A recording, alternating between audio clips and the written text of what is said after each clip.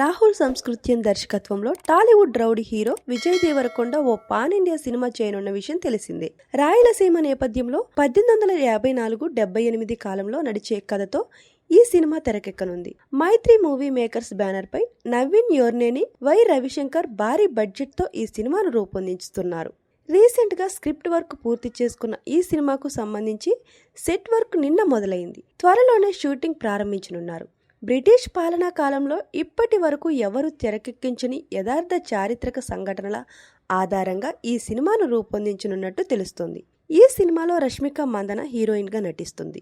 Set work మొత్తం వీలైనంత త్వరగా పూర్తి చేసుకుని జూలై లేదా ఆగస్టు నుంచి ఈ సినిమాను రెగ్యులర్ షూట్ కు తీసుకెళ్లాలని మేకర్స్ ప్లాన్ చేస్తున్నారట.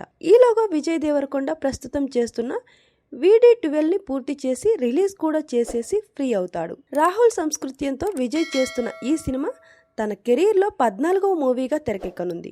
అయితే VD14లో విజయ్ లుక్ మిగిలిన సినిమాల లుక్ కంటే భిన్నంగా ఉంటుందని తెలుస్తుంది. ఇదిలా ఉంటే ఈ సినిమాలో విజయ్ పక్కన రష్మిక నటిస్తుండడంతో సినిమాపై మంచి క్రేజ్ ఏర్పడింది. వీరిద్దరూ కలిసి గతంలో గీతా గోవిందం, డియర్ కామ్రేడ్ సినిమాలు చేశారు. ఆ రెండు సినిమాలకి టాలీవుడ్లో సపరేట్ ఫ్యాన్ బేస్ ఉంది.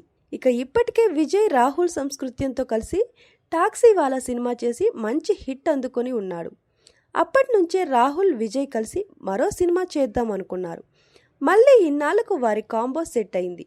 మరోవైపు మైత్రి మూవీ మేకర్స్ బ్యానర్స్లో విజయ్ డియర్ కామ్రేడ్, ఖుషీ సినిమాలు చేయగా ఆ రెండు ఫ్లాప్లుగానే మిగిలాయి. దీంతో ఎలాగైనా మైత్రి బ్యానర్లో విజయ్ హిట్ కొట్టాలని చాలా కసిగా ఉన్నాడు.